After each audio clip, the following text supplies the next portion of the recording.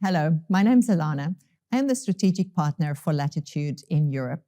Today I'm going to talk to you about Malta, which remains one of the lowest cost entries into permanent residency status in a safe European jurisdiction. The Malta program has changed multiple times over the last 18 months.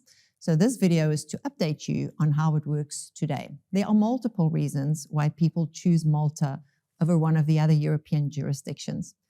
Cost is certainly one of the main factors. The donation amounts have reduced. Today, you can make your total investment for about 170,000 euros. That will include your residency requirement for the first 5 years. You can include multiple generations. That's always been the case, so that hasn't changed.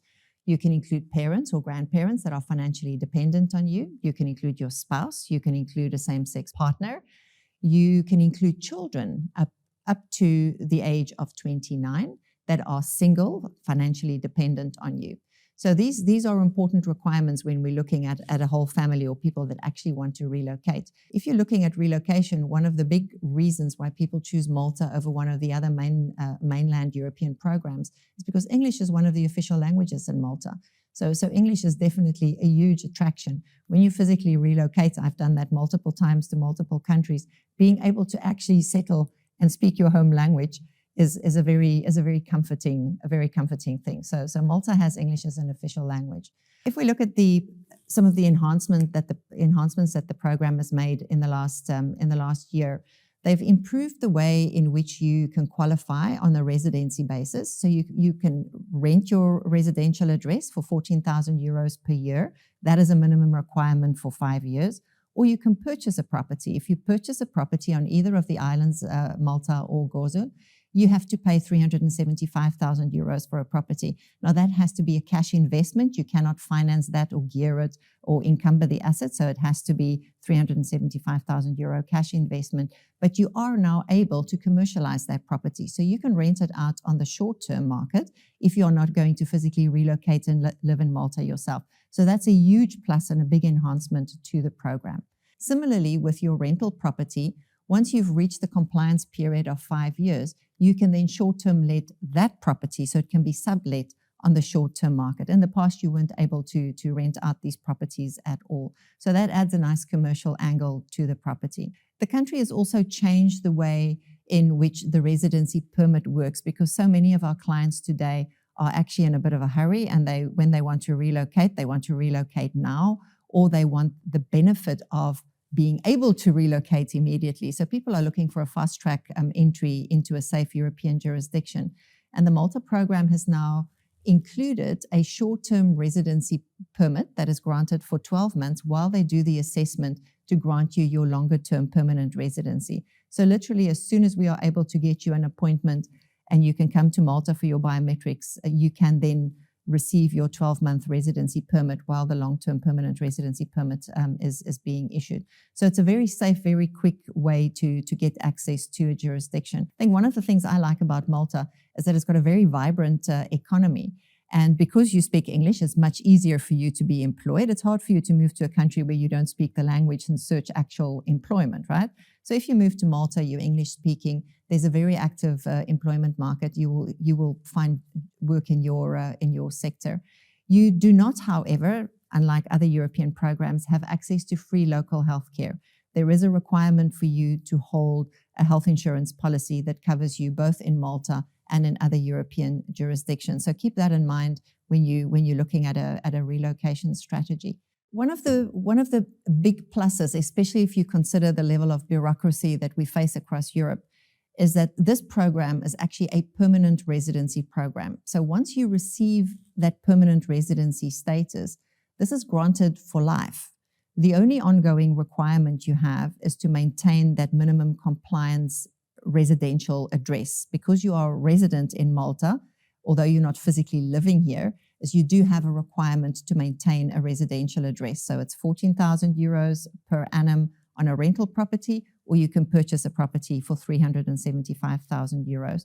So that permanent residency status is an amazing benefit, and it's also transferable to future generations. So if your children are 23, 24, 25, they are too old to be included in a program like Italy or Greece or Portugal, for instance, you can include them in your application in Malta. And that cost I quoted of 170,000, that includes a family of 4 family members. So it's a much lower cost entry point than, for instance, Italy, where the minimum investment is 250,000 into a startup, or Greece, where it's 250,000 euros into real estate, and the kids age out at the age of 21. It's a much lower cost entry point than Portugal, where the minimum, if you're lucky and you get into one of the cheaper donation options, is 200,000, but then you have that continuous renewal process where you have to maintain the residency status. So from a permanent residency program point of view, this one is really good for somebody that just wants a foot in the door and offer their family long-term safety and security in terms of having that benefit. We often find that people are looking at this not because they necessarily want to relocate. It's fabulous if you want to relocate and come and live in a beautiful Mediterranean island. Sometimes people just want to do this because they want access to the rest of the Schengen. So a lot of us were born with passports that don't give us visa-free access to Europe. So it's nice to have a European residency card to be able to access the rest of Europe. Important to note, though, with all of these European investment programs, if a country grants you residency status, you have residency status in that country and you have visa-free access to the rest of the Schengen. But you cannot apply for residency in Malta, take your Malta residency card, and then go and settle yourself in Spain for the rest of your life, right? You only have permanent residency status in the country that grants it to you. So just keep that in mind, that if you do Malta, it will give you that visa-free access, but it's not necessarily going to make it significantly easier for you to go and establish yourself somewhere else in Europe.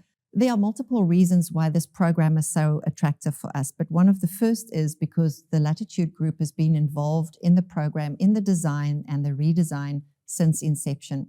We have our head office in Malta, which means that we have over the years built up deep expertise, not just on the consulting side, but also on the execution and the delivery of the program. It's a highly technical program that requires very particular information to be provided when we apply for permanent residency. So it's a lot more complicated than a temporary residency program. So you need that level of expertise when you want to make a client journey seamless. We have access to the most amazing real estate opportunities. We have long-term relationships with the people that we work with on the island. So we can really make your journey seamless from the beginning in the consulting process all the way through to the end, whether you're just getting a residency card for travel or whether you want to relocate your whole family to the island. Because the Malta Permanent Residency Program is a permanent residency permit granted for life, there's significantly more financial information required when you make this application. So if you apply for temporary residency in another European country with a golden visa program, for instance, the requirements are less. In Malta, there's a lot of detail required about your source of funds, about your source of wealth. How did you earn this money to make this investment? There's some information required on your education, on your family members. So there's a lot more detail that is requested when we start this application. So you have to be prepared to disclose quite a bit of your financial information. I think one of the questions we also get asked, because there's so much information that goes into this program, people's next inclination is then to say, okay, well, can I get citizenship with this? But it's important to note that Malta is one of those unique countries that has 2 completely separate frameworks, one for residency and one that could eventually qualify you for citizenship.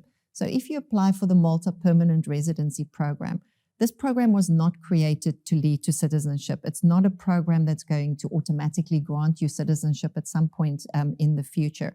On the other hand, the Malta Citizenship by Merit framework does now exist. So if you're interested in Malta Citizenship by Merit, there's a lot of information available on them. So we'll cover that in a separate video. But you're welcome to have a look at that. Go to our website, latitudeworld.com. Make an appointment and we can consult with you on that particular framework. So if you like this video or you'd like some more information, please do drop us a note in the questions below, make an appointment with us through the website and subscribe to the channel. We'll keep you up to date.